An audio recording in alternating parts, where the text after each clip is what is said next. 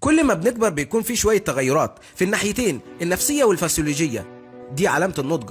هنا هنعرفكم على فيلم بيحكي التغيرات دي من خلال قصة مختلفة، هو بلو ماي ماند، خيال نفسي درامي سويسري. مايا عاشت في أسرة صغيرة بسيطة وسعيدة. منذ الطفولة كانت بتحب تروح تلعب جنب البحر وساعات تسرح في البحر.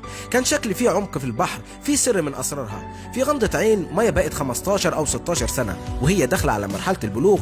أسرة مايا انتقلت لمدينة جديدة بسبب شغل والدها، كان لازم تبتدي من الأول في بيئة غير مألوفة، بس لحد دلوقتي هي انطوائية. مايا حست بالوحدة. في الوقت ده بدأت تحس بالحب. في البيت كانت عادة بتتخانق مع أهلها. جسم مايا بدأ يتغير بشكل غريب، وهي بتشرب مايا بدأت تحط ملح كتير. مش بس كده، لكن كانت بتحب اللحمة النية، ما كانتش قادرة تتحكم في ده. كانت بتصطاد سمك الزينة اللي مامتها حطاه في حوض السمك وبتدخله على طول على بقها. بعد كده حست بالغثيان، ابتدت ترجع في الحمام. في المدرسة مايا كانت عايزة يكون عندها أصحاب جداد، سعت وراء مجموعة مشاغبة البنات الأغنياء وقالت إنها عايزة تنضم لشلتهم. في الأول تم رفضها، وبعد كده مايا استخبت من أهلها وطلعت رحلة مع البنات. راحت السوبر ماركت تسرق حاجات معاهم، دخنوا وشربوا خمور مع بعض. اخيرا انضمت للشله وبقت صاحبتهم، بس دلوقتي اسمها برضو اتغير، بقى اكتر واكتر غرابه. النهارده اول مره اقارب مايا يزوروهم. هي كانت متوتره شويه وهي بتستحمى اكتشفت ان صوابع رجليها ملزوقه ببعض بشكل غريب. مش مهم قد ايه هي حاولت، ما كانوش بيتفرقوا. عشان سمكه الزينه اختفت مامة مايا ضربتها بالقلم.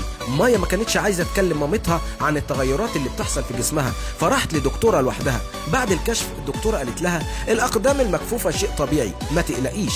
بس لما الدكتوره راحت لدكاتره تانيين بيجهزوا يعملوا عمليه صغيره لمايا، مايا هربت. ما كانتش عايزه ناس كتير تعرف. هي كانت مسخ، اشترت ضمادات ومقص لوحدها علشان تفصل صوابعها. حاولت تستحمل ألم قطع الأغشية ما بين صوابعها، وبعد كده حطت عليهم الضمادات. بدأت تشك إن هي الابنة البيولوجية لأهلها. ليه أهلها ناس عادية لكن هي عندها مشاكل كتير؟ قعدت تقلب في ألبوم عيلتها بس ما لقيتش أي صور لأمها أثناء الحمل. كانت عايزة تشوف مامتها علشان تعرف الحقيقة. أمها ما جاوبتش السؤال مباشرة. مايا زعلت وحطت مكياج كتير وخرجت مع أصحابها وراحوا يشربوا عشان تنسى اللي حصل. بس تغيرات جسمها وما وقفتش. حست بألم لما جلد صوابعها ابتدى يتحول لقشر سمك.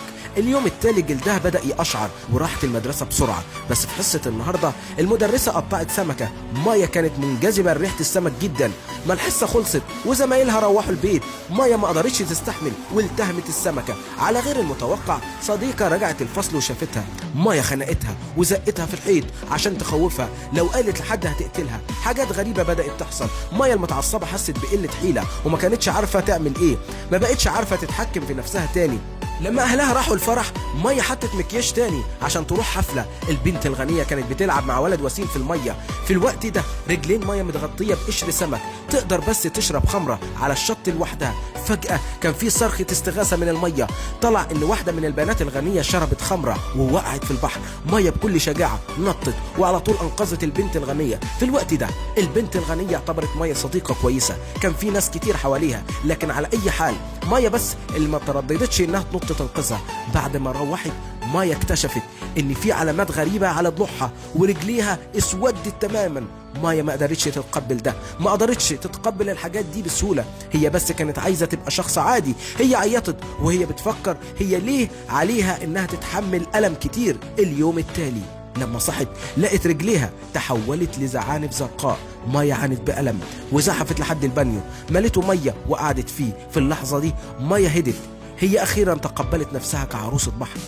كلمت البنت الغنية، وصلتها بالعربية لحد البحر. بالعربية مايا كلمت مامتها لآخر مرة، شكرتها على تربيتها ليها كل السنين دي واعتذرت عن الحاجات اللي عملتها ضايقتها.